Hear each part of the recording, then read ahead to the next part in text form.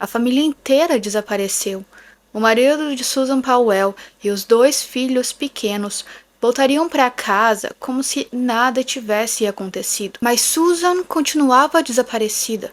E o mais assustador é que ela havia deixado cartas e gravado vídeos dizendo que acreditava que algo muito ruim estava prestes a acontecer a ela. Esse é um caso repleto de comportamentos estranhos e macabros, e muitas perguntas sem respostas. Essa é a trágica história da família Powell. Oi, gente linda! Bem-vindos a mais um vídeo no canal nessa quarta-feira. Muito feliz em ter vocês aqui comigo. Se você é novo ou nova aqui, se inscreve no canal que toda quarta eu sempre trago conteúdo como esse pra vocês. E deixa o seu like, comenta, me dá a sua opinião, que eu sempre comento de volta. Eu amo ver a opinião de vocês. E eu também estou lá no TikTok e no Instagram, @PamelaLateri, onde lá eu posto conteúdos diários e também vocês me veem no meu dia a dia lá.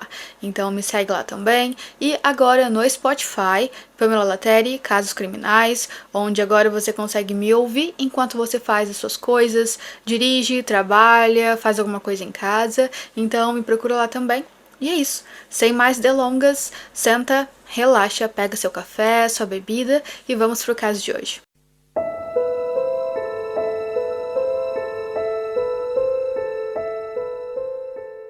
Josh Powell nasceu em 20 de janeiro de 1976. Ele era um dos 5 filhos de Stephen e Terry Powell, que tinham um casamento extremamente conturbado. A família era mormon, bem religiosa, e o Stephen, pai dele, acreditava que tinha o direito de ter uma segunda esposa, embora a poligamia não seja mais praticada na religião dele. E isso foi suficiente para causar muitos conflitos no casamento. Além disso, o Stephen, ele era viciado em pornografia, o que já abalava profundamente a esposa dele, uma mulher muito religiosa. Mas ele levou essa obsessão a um nível ainda mais perturbador ao expor os seus próprios filhos, ainda muito pequenos, a esse tipo de conteúdo. E com o tempo, Stephen e Terry acabaram se divorciando. O processo foi extremamente difícil e a disputa pela guarda dos filhos foi ainda pior. No fim, ficou decidido que Terry, a mãe, se mudaria para Utah com um dos filhos, enquanto Stephen permaneceria em Washington com os outros filhos e outra filha. Além de todos os comportamentos estranhos do Stephen, também existem relatos de que ele era fisicamente abusivo. E o Josh era uma das principais vítimas dessas agressões que, segundo os relatos, aconteciam praticamente todos os dias. Como era de se imaginar, o Josh ele cresceu sendo uma criança bastante problemática. Conta-se uma certa vez que a mãe dele apenas pediu para que ele lavasse a louça e a reação dele foi pegar uma grande faca de açougue na cozinha e apontar para a própria mãe. Mais tarde, aos 13 anos, o Josh chegou a tentar tirar a própria vida. Mas para quem estava fora da família, parecia que é quase impossível disso tudo acontecer. O Josh ele se apresentava como um jovem muito religioso, educado, gentil e completamente normal. E depois de terminar o ensino médio, ele entrou na Universidade de Washington, onde ele conhece a sua primeira namorada. O relacionamento, porém, durou muito pouco. O Josh ele era extremamente controlador.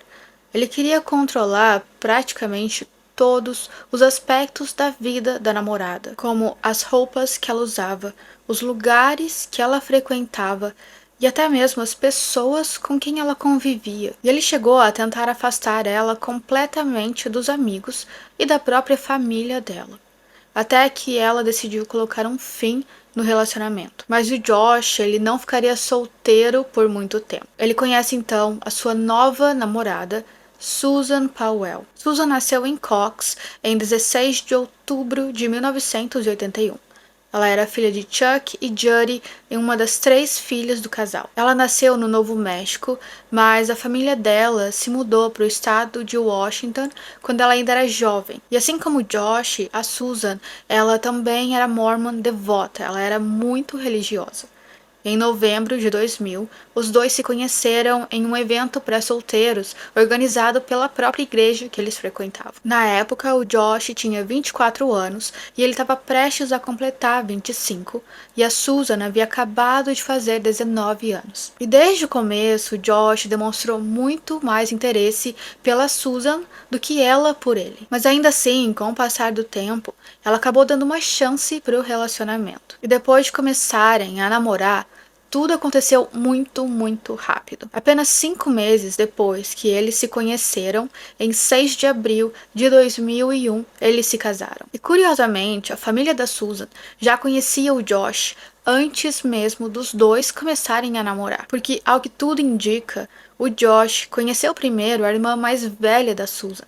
E na verdade ele era completamente apaixonado por ela. Mas esse interesse nunca foi correspondido. Segundo a irmã da Susan, o Josh seguia ela com frequência e simplesmente não aceitava um não como resposta. E por isso, a família da Susan nunca gostou dele de fato.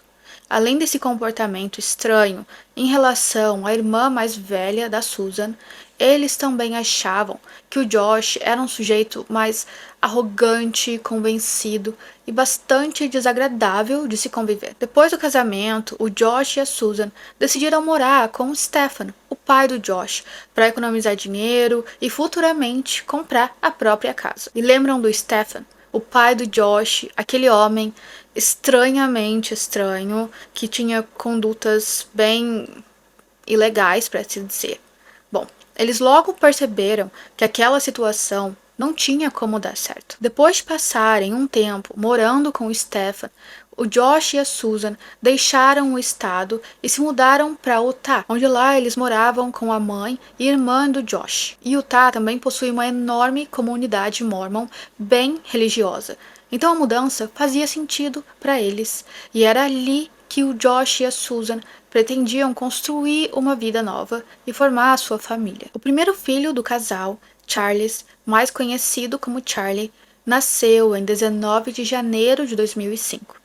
2 anos depois, em 2 de janeiro de 2007, nasce o segundo filho, Brayden. E para quem olhava de fora, parecia que o Josh e a Susan tinham construído a vida perfeita. Eles estavam bem estabelecidos na comunidade. A Susan tinha muitos amigos e 2 filhos que eram saudáveis e adoráveis. A família parecia perfeita até demais. Eles moravam em uma rua sem saída, tinham uma minivan e transmitiam a imagem da típica família americana feliz. Mas, como acontece em muitos casamentos, havia problemas por trás das aparências. Naquela época, o Josh e a Susan discutiam com frequência, principalmente por causa do dinheiro e religião. O Josh estava se afastando cada vez mais da fé e da religião. Ele não frequentava mais a igreja com a família da forma que a Susan gostaria. E além disso, a família enfrentava sérios problemas financeiros. Agora estamos falando do ano de 2007, justamente às vésperas da grande recessão econômica nos Estados Unidos. Naquele ano, Josh chegou a declarar falência, alegando mais de $200 mil em dívidas. Mesmo assim, o casal tentava salvar o casamento e fazia aconselhamento matrimonial por meio da igreja. E é assim que chegamos ao dia 6 de dezembro de 2009, um dia antes do desaparecimento da família Powell. Era um domingo e, como de costume, a Susan foi à igreja com os 2 filhos. Mais tarde, naquela tarde, uma amiga passou na casa deles para almoçar. O Josh também estava lá e era ele quem preparava a refeição. Tudo parecia completamente normal. Por volta das 5 da tarde, a Susan começou a passar mal e se sentiu um pouco estranha. Então ela resolveu deitar para descansar um pouco, enquanto a amiga foi embora. Na manhã seguinte, segunda-feira, 7 de dezembro, as pessoas começaram a perceber que algo ali estava muito errado. Nem o Josh, nem a Susan apareceram para trabalhar. Além disso, a Susan também não levou o Charlie e o Brandon, de apenas 4 anos e 2 anos, para a creche. E isso imediatamente chamou a atenção de Debbie Caldwell, responsável pela creche onde os 2 meninos ficavam. A Debbie administrava a creche na própria casa e conhecia Susan e os filhos muito bem.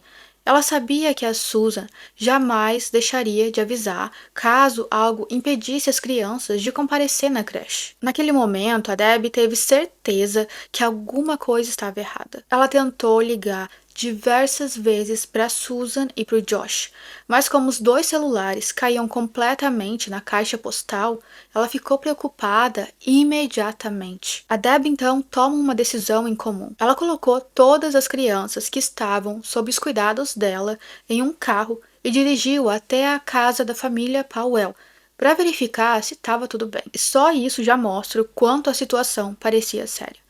Imagina uma pessoa responsável por várias crianças decidir levar todas elas juntos, apenas para conferir se uma pessoa ali estava bem. Mas isso era porque a Debbie acreditava que algo grave havia acontecido. Como ninguém atendeu a porta, a Debbie então liga para Jennifer, irmã do Josh e contato de emergência do casal. A Jennifer também não fazia ideia do que estava acontecendo. Ela tentou falar com o irmão e com a Susan, mas não conseguiu contato com nenhum dos dois. Em seguida, ela liga para o trabalho do Josh e descobriu que ele nem havia aparecido. Então Jennifer também foi até a casa da família, mas sem conseguir resposta nenhuma, ela decidiu contatar a polícia. Na época, uma pessoa da região havia falecido recentemente por intoxicação de monóxido de carbono. E por causa disso, surgiu a preocupação de que toda a família Powell pudesse ter sofrido o mesmo destino enquanto dormia. E por volta das 10 da manhã, a polícia realizou uma verificação de bem-estar e decidiu arrombar a porta da casa. Lá dentro não havia ninguém, mas vários detalhes chamaram a atenção imediatamente dos investigadores. A bolsa e a carteira da Susan ainda estavam na casa.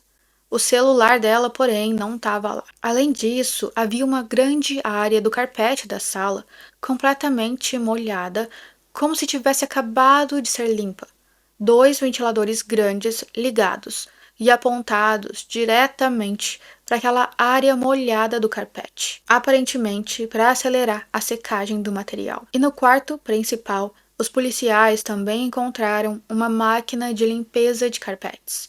Todos esses detalhes levantaram ainda mais suspeitas do que aconteceu ali com a família. Naquele momento foi aberto oficialmente um caso de desaparecimento envolvendo toda a família Powell. E enquanto toda a comunidade estava ali em choque, preocupada com eles, o Josh reapareceu naquela mesma noite. Ele estava acompanhado dos seus 2 filhos, mas a Susan continuava desaparecida. O Josh conta aos investigadores que na noite anterior, por volta da meia-noite, ele decidiu, de uma forma completamente espontânea, levar os filhos para acampar na região da Pony Express Trail, perto do Simpson Spring. O local ficava a mais de 120 quilômetros da casa da família. Segundo ele, quando ele saiu de casa com as crianças, a Susan resolveu ficar em casa. Ela permaneceu em casa enquanto Josh e os meninos foram acampar. E o Josh disse que não fazia a menor ideia de onde a Susan poderia estar. Mas para a polícia aquela história não fazia sentido nenhum. Afinal, quem decide, do nada, colocar uma criança de 4 anos e outra de apenas 2 anos dentro do carro depois da meia-noite para dirigir mais de 2 horas e ir acampar? E isso sem contar outro detalhe importante. Naquela noite as temperaturas estavam abaixo de 0. Havia uma nevasca na região. E além disso era domingo à noite. E o Josh deveria estar no trabalho na manhã seguinte. Mesmo assim, ele simplesmente faltou ao serviço, sem sequer ligar para avisar. Quando foi questionado, o Josh explicou que era um pai muito espontâneo. E segundo ele, os filhos disseram que estavam com vontade de comer s'mores, aqueles doces típicos feitos na fogueira, e ele pensou, por que não? Já sobre ter perdido o trabalho, ele afirmou que ele simplesmente confundiu os dias da semana e realmente acreditava que ainda era domingo. Para eliminar qualquer suspeitas, os investigadores pediram autorização para revistar a minivan da família. O Josh concordou, mas o que encontraram dentro do veículo levantou ainda mais dúvidas para eles. A mesma van que havia sido usada para levar as duas crianças pequenas para acampar no meio da madrugada e durante uma nevasca, estava o celular da Susan. O problema é que o chip do aparelho havia desaparecido e até hoje ele nunca foi encontrado. O Josh nunca conseguiu dar uma explicação convincente para isso, mas esse não foi o único detalhe estranho. Dentro da van também havia uma lona, uma pá, uma faca e uma caixa de luvas de látex. É claro que algum desses itens poderiam fazer parte de um kit para acampamento, mas quando você junta tudo isso ao desaparecimento da esposa e a um álibi cheio de inconsistências, a situação passa a ser muito mais suspeita. E além disso, os detetives perceberam que o Josh tinha vários cortes nas mãos. E quando perguntaram como ele havia se machucado, sua reação chamou bastante a atenção da polícia. Ele ficou visivelmente irritado. Naquele momento, porém, a polícia ainda não tinha provas suficientes para prender o Josh. E sem nada que justificasse mantê-lo detido ali, os investigadores foram obrigados a deixá-lo ir. Na manhã seguinte, o Josh foi visto limpando a minivan de uma forma extremamente cuidadosa. E convenhamos, esse já é um comportamento bastante estranho para alguém que acabou de descobrir que a própria esposa está desaparecida. E mais tarde, naquele mesmo dia, o Josh voltou para prestar um outro depoimento. Ao mesmo tempo, seu filho mais velho, o Charlie, era entrevistado em uma outra sala. O Charlie contou que a família havia ido acampar na noite anterior, mas segundo ele, eles não foram para o local que o Josh havia informado à polícia. O Josh disse que eles tinham ido para um acampamento próximo à Pony Express Trail, a cerca de 120 quilômetros da casa. O Charlie, porém, afirmou que eles foram para o Dinosaur National Park, um local que ficava a mais de 320 quilômetros de distância, mais que o dobro do trajeto descrito pelo pai. Mas o que veio em seguida foi ainda mais chocante.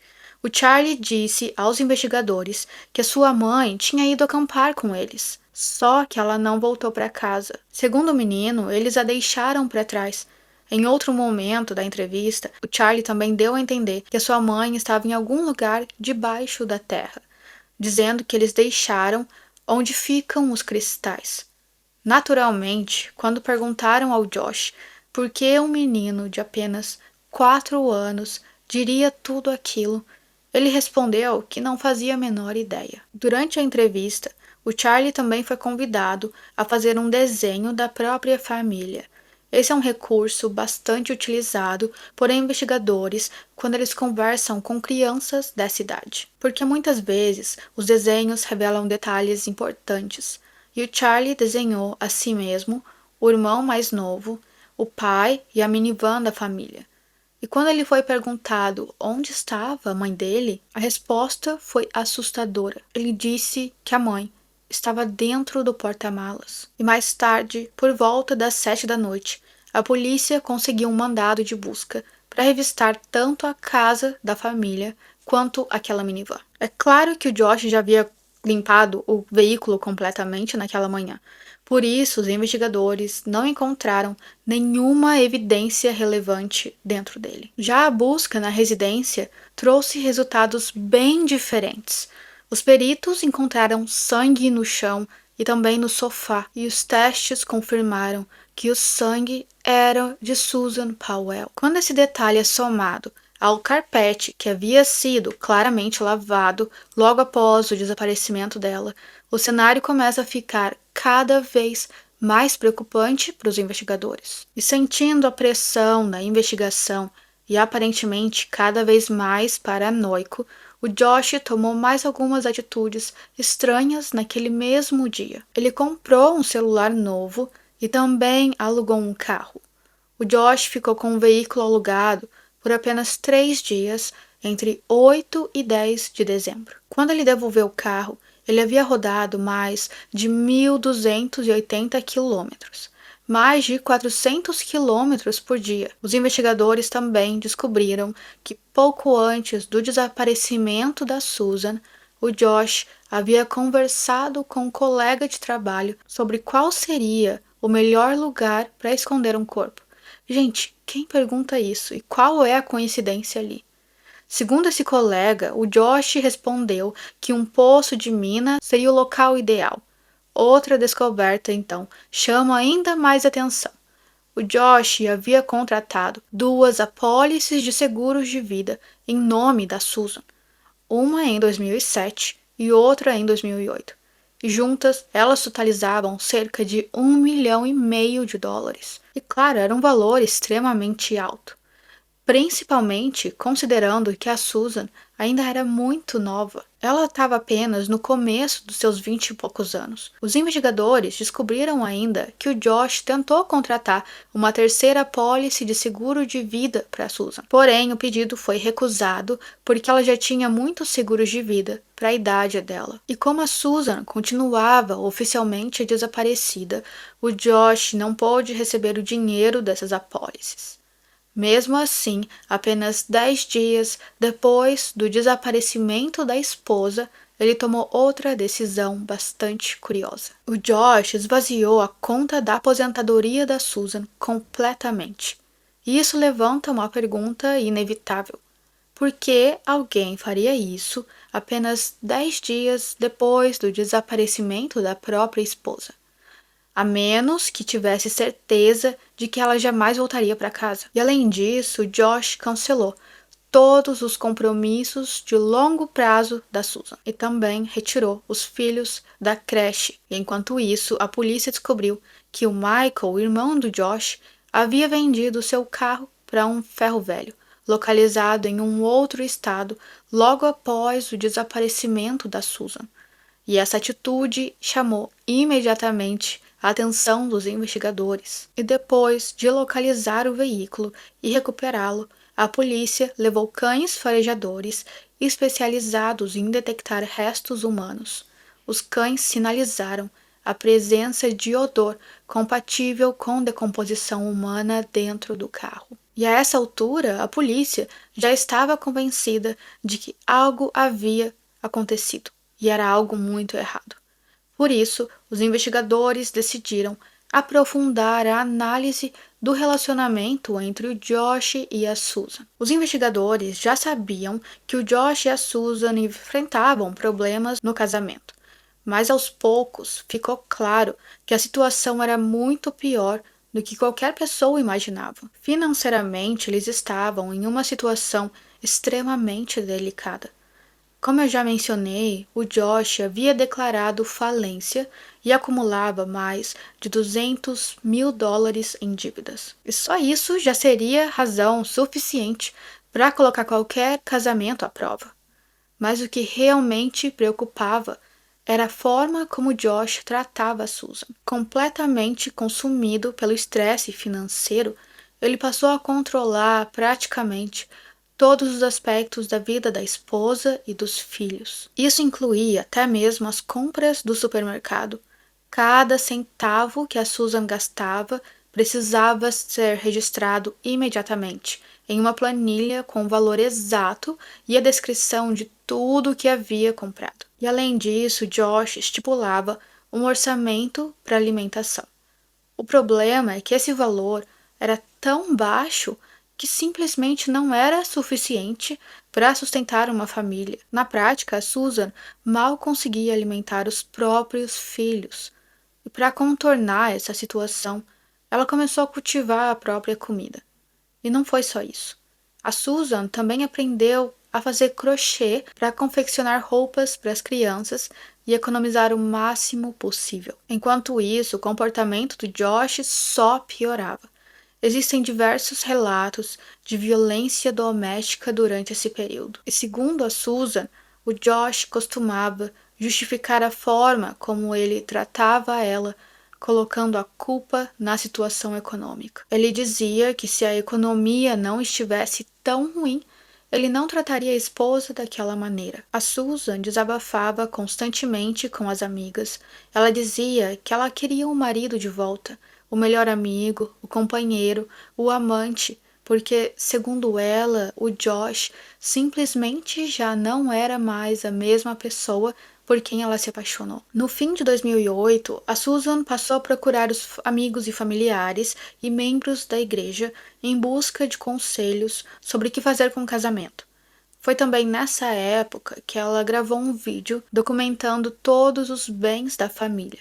Durante toda a gravação, a Susan ela faz diversos comentários sobre Josh. E fica evidente que havia problemas bem sérios dentro daquele relacionamento. E acima de tudo, fica a impressão de que ela sentia que algo muito ruim estava prestes a acontecer. Pouco antes de desaparecer, a Susan confidenciou aos amigos mais próximos que o Josh estava tentando colocar os 2 filhos contra ela. Segundo ela, ele fazia de tudo para convencer as crianças de que ela era uma mãe ruim. E ela também conta que estava juntando dinheiro em segredo, ela cogitava pedir o divórcio. E o plano era simples. Se o casamento não melhorasse até o aniversário de casamento do casal, em abril de 2010, ela entraria oficialmente com um pedido de divórcio. Mas havia um outro detalhe ainda mais assustador. A Susan tinha a sensação de que algo terrível iria acontecer com ela. E se o vídeo que ela gravou já não deixava isso evidente, o que a polícia iria descobrir 9 dias depois do desaparecimento dela não deixaria dúvidas nesse caso. Os investigadores encontraram um cofre que Josh nem sabia que existia.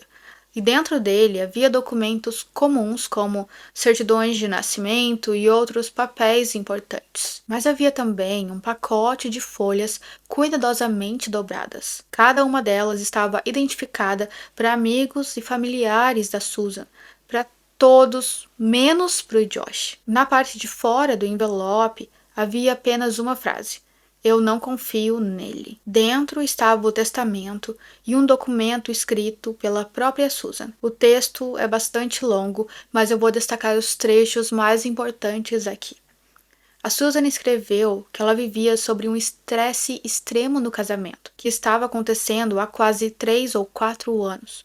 Em seguida, ela escreveu: "Pela minha segurança e pela segurança dos meus filhos, eu sinto a necessidade de deixar esse registro em um lugar onde meu marido não tem acesso. Sei que ele pode ignorar toda a documentação legal, mas quero que exista algum registro de que nosso casamento vive um momento de extremo conflito. Ele ameaçou fugir do país e também me disse diretamente que se a gente se divorciasse, não haveria advogados, apenas um mediador, e que ele destruiria a minha vida". A Susan ainda escreveu que o Josh dizia que ambos seriam arruinados com o divórcio, mas ela sairia completamente destruída. Segundo ela, o Josh chegou a afirmar que, no fim, os 2 filhos cresceriam sem pai e sem mãe.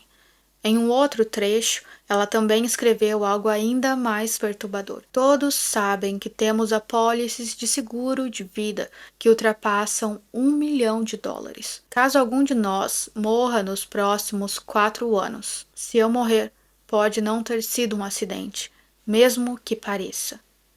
Cuidem dos meus meninos". Essas palavras foram escritas apenas alguns meses antes da Susan desaparecer, e ela fez questão de esconder esse documento do próprio marido. E isso por si só já diz muita coisa sobre o Josh. Quando eu li esse trecho, me deixou tão arrepiada. É muito difícil de pensar que a Susan, de alguma forma, acreditava firmemente que a vida dela corria perigo e mesmo assim ela não teve ajuda. E a partir desse momento, Josh passou, claro, a ser oficialmente considerado como a principal pessoa de interesse no desaparecimento da esposa. E a sua reação foi imediata.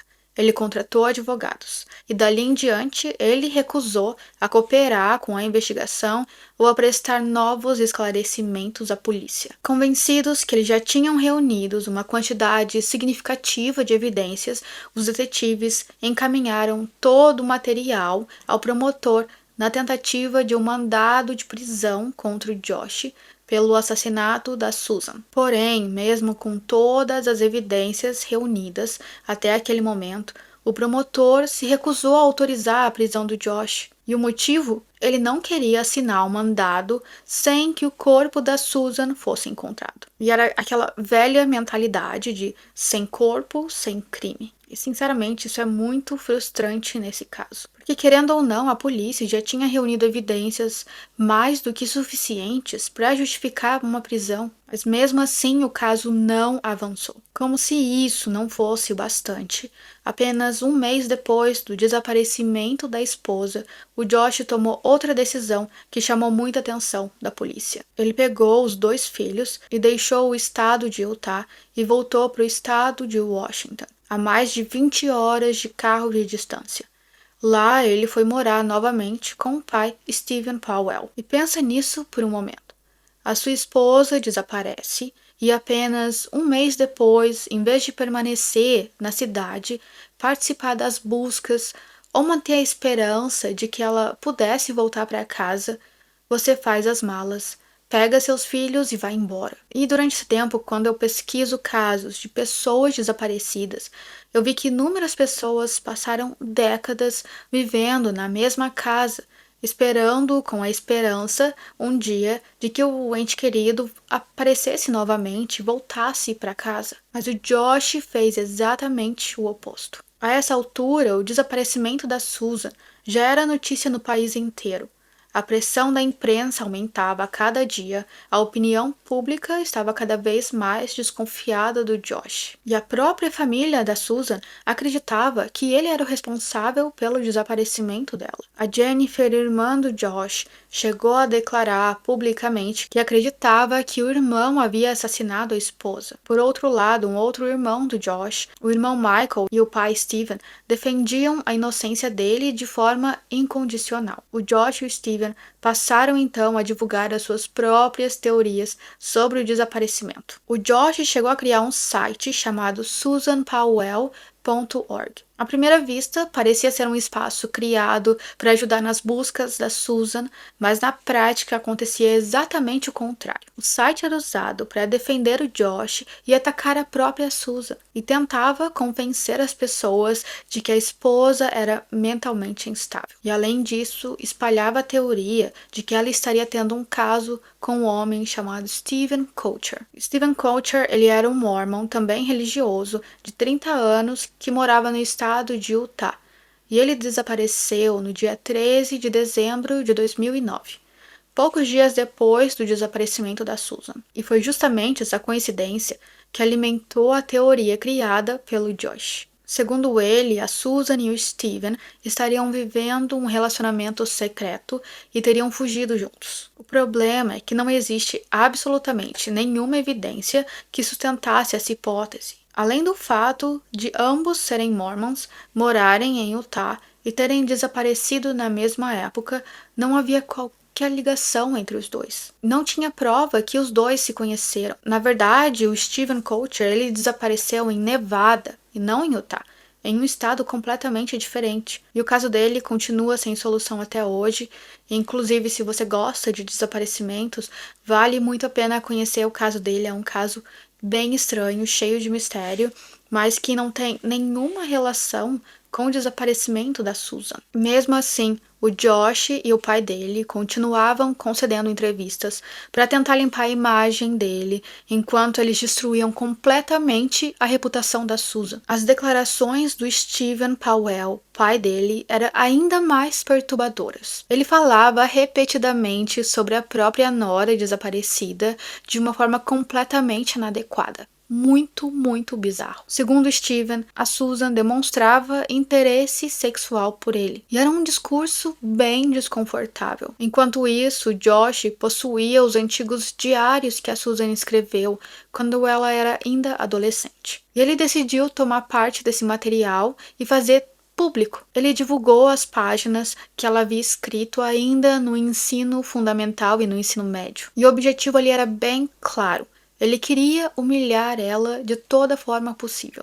e reforçar a narrativa que a Susan era emocionalmente instável e sexualmente desviada. Mas havia um problema grande nisso. Os pensamentos que uma adolescente registra em um diário não representam necessariamente a mulher que ela vai se tornar nos anos seguintes. Se alguém lesse tudo que eu escrevi no meu diário quando eu tinha 16 anos, sinceramente, as pessoas iriam achar que eu precisava ser internada. E eu nem tô exagerando, adolescentes, eles costumam escrever coisas dramáticas e que não fazem sentido para adultos.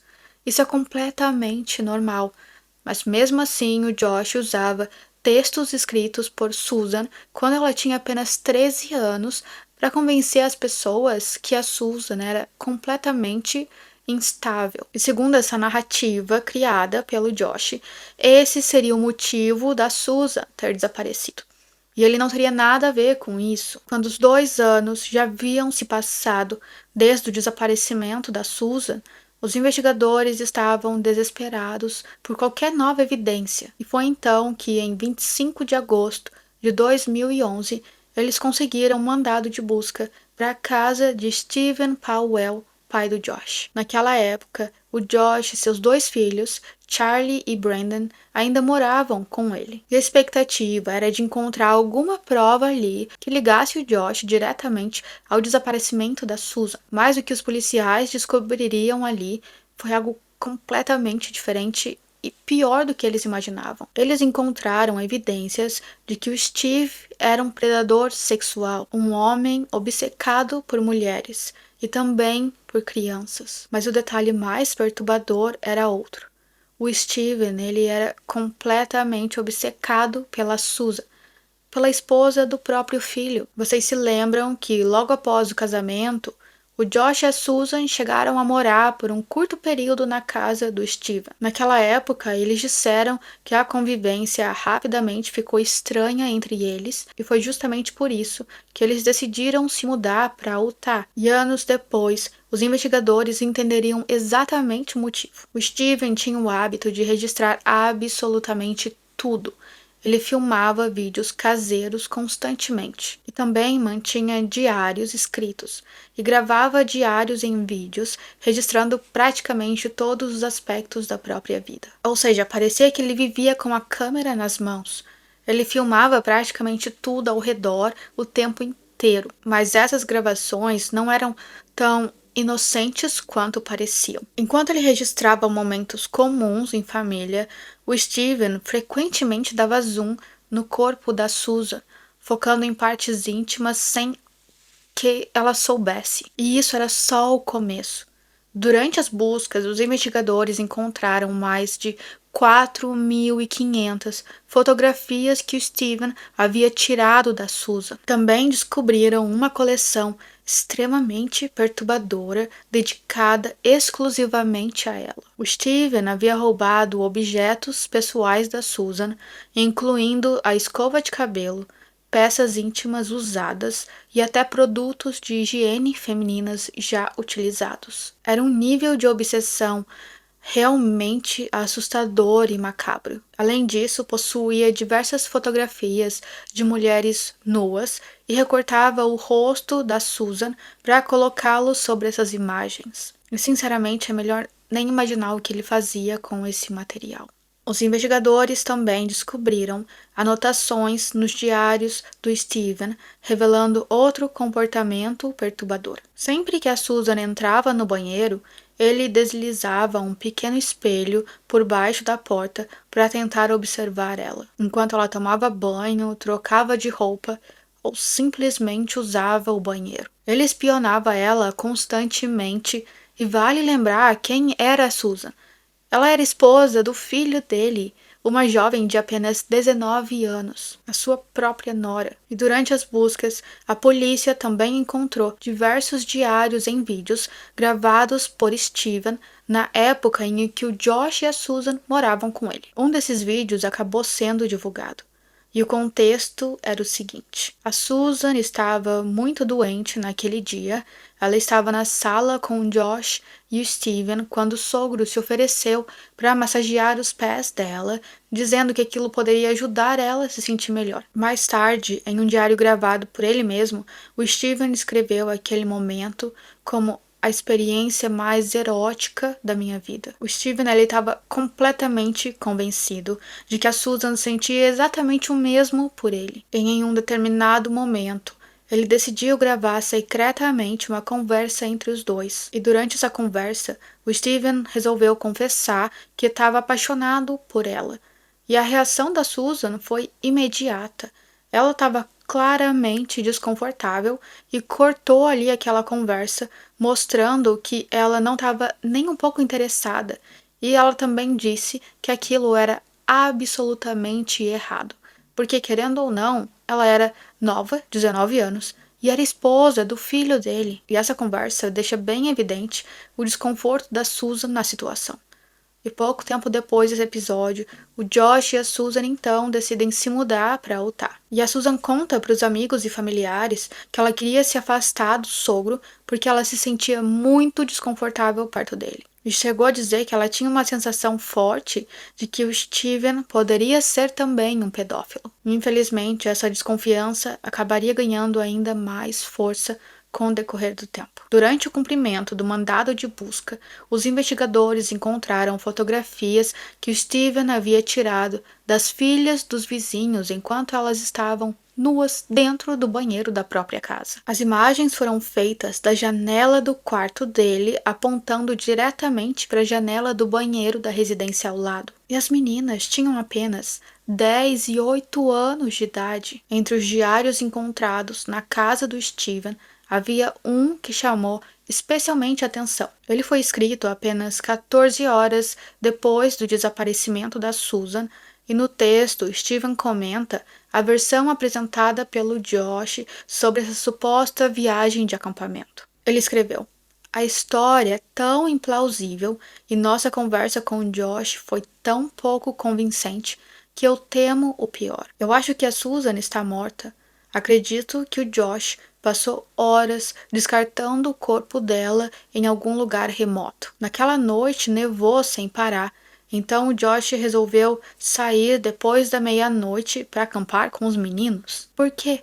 Nada disso faz sentido. E mesmo que isso não tivesse relação com o desaparecimento da Susan, quem faria uma coisa dessas?" Steven também escreveu que Michael e Alina, irmãos do Josh, aconselhavam o irmão a melhorar sua história porque parecia muito fraca e pouco convincente. Em outro trecho do diário, Steven escreveu: "É muito doloroso saber que provavelmente eu nunca mais verei a Susan. Acho que é essa a realidade.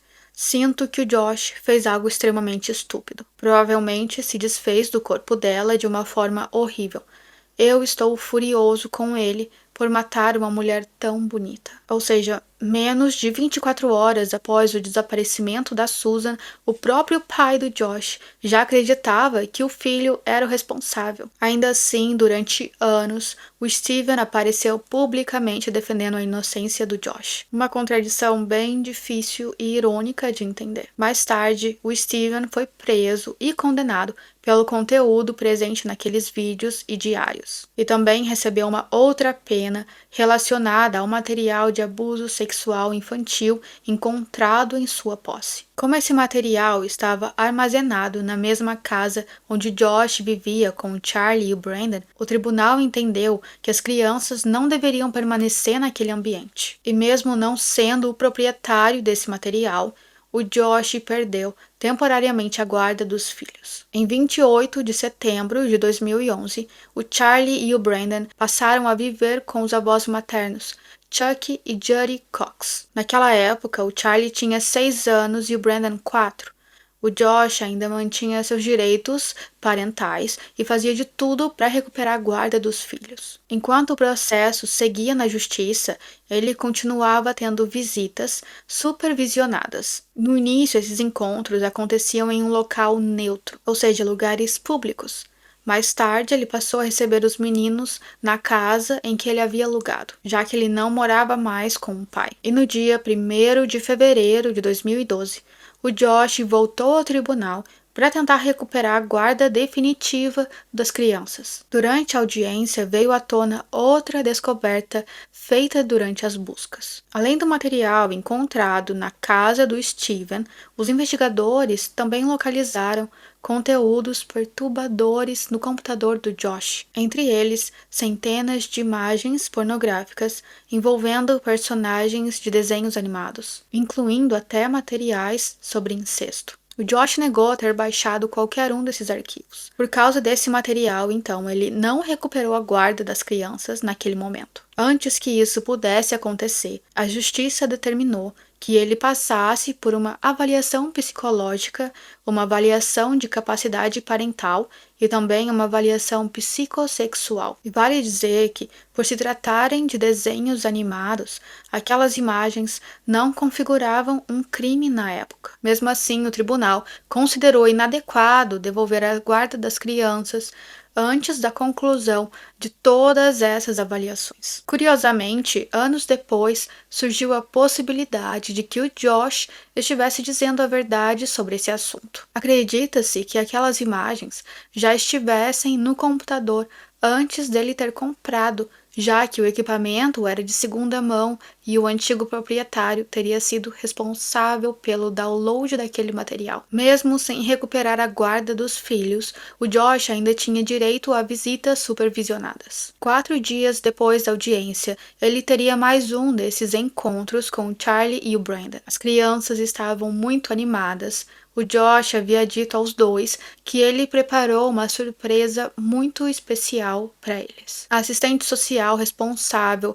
por supervisionar essas visitas se chamava Elizabeth Griffin. Era ela quem buscava o Charlie e o Brandon na casa dos avós maternos, o Chuck e a Judy, e os levava até a casa do pai. No dia 5 de fevereiro de 2012, apenas 4 dias após a audiência, Elizabeth foi buscar o Charlie, que agora tinha 7 anos, e o Brandon, de 5 anos. Durante todo o trajeto, os dois meninos falavam sem parar sobre a surpresa que o pai havia prometido, e eles mal podiam esperar para chegar lá. E assim que o carro parou em frente à casa, o Charlie e o Brandon saíram correndo em direção à porta da casa do pai. A Elizabeth vinha logo atrás deles, mas no momento em que as crianças entraram, o Josh simplesmente olhou para Elizabeth, sorriu e fechou a porta na cara dela. Ela tenta abrir a porta, mas a porta estava trancada.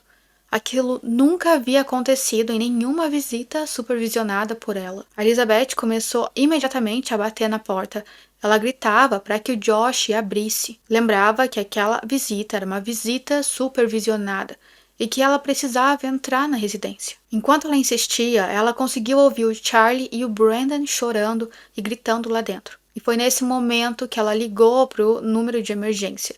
E essa ligação acabou ficando conhecida como uma das chamadas de emergência mais revoltantes desse caso. Mesmo explicando diversas vezes que era uma assistente social responsável por supervisionar judicialmente a visita entre um pai e seus filhos, o operador da chamada parecia incapaz de entender a situação. A Elizabeth dizia que o Josh havia trancado a porta, que as crianças estavam sozinhas lá dentro com ele e que ela conseguia sentir um forte cheiro de gasolina vindo da casa. Mesmo assim, o operador insistia em tentar entender qual era exatamente a função dela naquela visita. A impressão é de que ele simplesmente não compreendia o que significava uma visita supervisionada. Enquanto a Elizabeth tentava explicar mais uma vez que era uma visita supervisionada por acompanhar aquele encontro, o operador continuava fazendo as mesmas perguntas. Quem supervisionava a visita?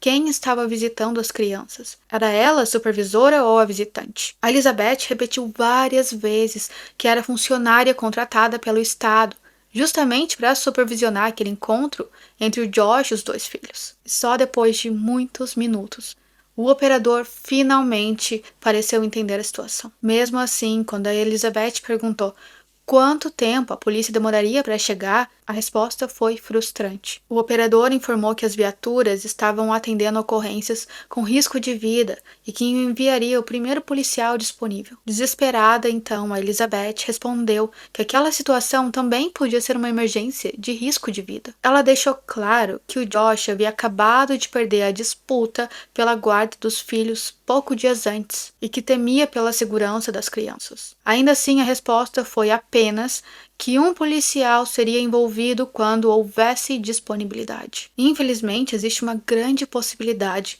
que, se o operador do número de emergência tivesse tratado aquela ligação com urgência necessária, o que aconteceu em seguida talvez pudesse ter sido evitado. Enquanto aguardava a chegada da polícia, a Elizabeth começou a sentir um cheiro mais forte de gasolina vindo da casa. Ela continuava do lado de fora, desesperada, sem conseguir entrar. E antes que qualquer equipe de emergência chegasse ao local, a casa explodiu. Charlie, Brandon e Josh ainda estavam lá dentro. Quando o incêndio finalmente foi controlado, os bombeiros encontraram os 3 mortos. Durante a ligação para o número de emergência, a Elizabeth informou imediatamente que havia um homem e 2 crianças presos dentro da residência. Ela explicou que havia acabado de deixar os meninos na casa para uma visita supervisionada, mas que o Josh havia trancado a porta na cara dela, impedindo então que ela entrasse. E poucos instantes depois, a casa explodiu. Ela também contou que continuou batendo na porta por vários minutos porque no início ela acreditou que tudo ali fosse apenas um mal-entendido. Mas o Josh nunca voltou para abrir a porta. Quando perguntaram se ela acreditava que aquilo havia sido intencional, a Elizabeth respondeu sem hesitar. Claro, ela tinha certeza absoluta que aquilo não havia sido um acidente. Logo depois da audiência realizada no dia 1º de fevereiro de 2012, quando ele perdeu novamente a tentativa de recuperar a guarda dos filhos, o Josh começou a tomar uma série de atitudes extremamente suspeitas. Ele sacou cerca de $7.000 da própria conta bancária, comprou uma grande quantidade de gasolina, doou praticamente todos os brinquedos e pertences do Charlie e do Brandon para um brechó e enviou um e-mail para sua família e para o seu advogado, dizendo que sentia muito, mas que simplesmente não conseguia viver sem os filhos. Tudo indica que ele já havia planejado exatamente o que faria. Depois de trancar a Elizabeth do lado de fora, o Josh atacou Charlie e o Brandon com um cutelo, atingindo principalmente o rosto e o pescoço das 2 crianças. E foram justamente os gritos dos 2 meninos que a Elizabeth ouviu enquanto permanecia do lado de fora, enquanto ela tentava entrar. E em seguida, o Josh espalhou gasolina por toda a casa. Depois, colocou um recipiente com gasolina entre as pernas e ateou fogo. As chamas tomaram conta da residência em poucos segundos, e a autópsia revelou um detalhe devastador. Apesar dos graves ferimentos provocados pelo ataque com o cutelo, o Charlie e o Brandon ainda estavam vivos quando o incêndio começou. Os médicos encontraram fumaça nos pulmões dos 2 meninos, indicando que eles respiraram enquanto a casa já estava em chamas. Ou seja, as 2 crianças morreram queimadas. Uma das piores mortes possíveis de imaginar. E esse é, sem dúvida, um dos casos mais difíceis que eu já pesquisei. Tudo aponta para o Josh como responsável do desaparecimento da Susan. Mesmo assim, oficialmente, ela continua sendo considerada apenas uma pessoa desaparecida até hoje. E seu corpo jamais foi encontrado. E o Josh levou com ele para o túmulo, junto com as crianças, praticamente todas as respostas que a família da Susan procurou durante tantos anos. Tudo que o Chuck e a Judy sempre quiseram foi poder encontrar a filha e dar a ela um enterro digno, pelo menos. O mais doloroso é perceber que a Susan parecia saber exatamente que alguma coisa terrível iria acontecer a ela. Ela repetia constantemente que se algo acontecesse com ela, ela queria apenas que cuidassem dos seus filhos. E foi justamente isso que o Josh tirou dela, mesmo depois do seu desaparecimento. Na minha opinião, o Josh ele já apresentava fortes características narcisistas. Eu não acredito que ele tenha assassinado Charlie e o Brandon porque não conseguia viver sem eles. Eu acredito que ele fez isso porque ele perdeu a guarda das crianças e perdeu o controle da situação. E decidiu retomá-lo da forma mais cruel possível. Mesmo que isso significasse matar os próprios filhos, é como se ele pensasse: se eles não podem ser meus, não serão de mais ninguém. E acredito que essa mesma lógica também explique o desaparecimento da Susan. Na minha opinião, o Josh provavelmente percebeu que ela pretendia pedir o divórcio e reconstruir a própria vida. E para alguém tão controlador como ele, isso era inaceitável. E também existe a questão financeira. O Josh estava completamente endividado, ele já havia declarado falência e a Susan possuía mais de US$ 1,5 milhão em seguro de vida. E considerando tudo isso, é difícil não pensar que, para ele, a Susan acabou valendo mais morta do que viva. Mais tarde, o Chuck e a Judy processaram o Estado, alegando que a negligência das autoridades contribuiu diretamente para a morte dos 2 netos. A justiça deu razão à família e eles receberam uma indenização de US$ 98 milhões. Mas, claro, nenhum valor no mundo seria capaz de trazer a Susan, o Charlie ou o Brandon de volta. Sempre que eu volto a escutar esse caso, me dá um aperto no coração e fica completamente apertado. Mas eu também acredito que histórias como essa precisam continuar sendo contadas, porque, infelizmente, tragédias assim acontecem com muito mais frequência do que a gente imagina. Eu recebo notificações diárias sobre crimes que acontecem ao redor do mundo e, infelizmente, quase todos os dias surge um caso muito parecido como esse. E é exatamente por isso que precisamos falar sobre violência doméstica, comportamento controlador e todos esses sinais de alerta. Muitas vezes, quem está vivendo a situação não consegue enxergar o perigo. Mas amigos, familiares, vizinhos e colegas podem perceber que algo ali está errado. E quando perceberem, não ignorem. Se você ver algo, fale, mesmo que no final você esteja enganado, porque se tiver certo, essa atitude pode salvar a vida de alguém. Quanto ao Steven, pai do Josh, ele deixou a prisão em 2017.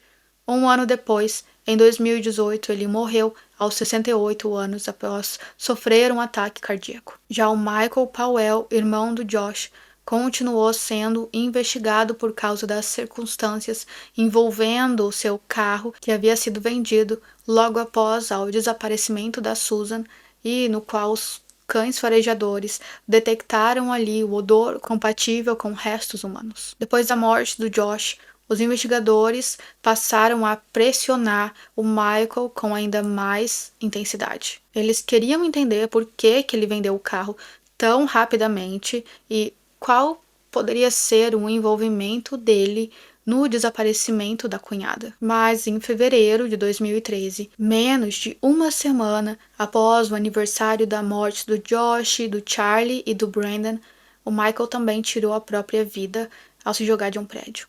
E até hoje, a Susan continua desaparecida, como eu mencionei. Mais de 16 anos se passaram e oficialmente o seu caso permanece sem solução. Eu quero muito saber o que vocês pensam sobre tudo isso. Deixe aqui as suas opiniões, as suas teorias nos comentários, que eu amo ver a opinião de vocês. Eu sempre comento de volta. E se vocês gostaram desse episódio, não se esqueçam, deixa o seu like aqui e se inscreve no canal se você é novo ou nova aqui. Isso me ajuda a trazer ainda mais conteúdo para vocês. Eu também agora tô lá no Spotify, eu tô com podcasts agora, me procura lá, Pamela Lateri, Casos Criminais. E se vocês puderem, deixe uma avaliação lá para mim, que isso ajuda a mostrar ainda mais o meu conteúdo naquela plataforma no Spotify. E eu sou muito grata por todo o carinho que eu recebo aqui com vocês. Muito obrigada. E muito obrigada por acompanharem comigo o caso da Susan, do Charlie e Brandon Powell. É uma história bem triste, mas obrigada por estar aqui e nos vemos no próximo episódio.